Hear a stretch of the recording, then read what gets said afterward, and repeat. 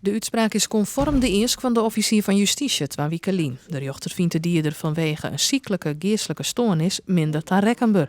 Ons hier de straf heger uitvallen in. Natuurlijk is het zo dat de rechtbank zich goed realiseert dat het een straf is die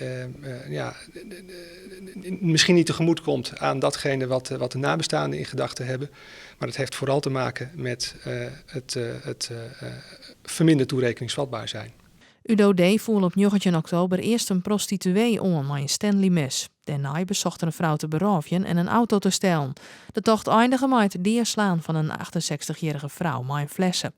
Udo D. had een psychische stoornis. Hoe slim hij correct is, bleef onduidelijk, omdat er net maar werkje wil aan een onderzoek van het Pieter Baan Centrum.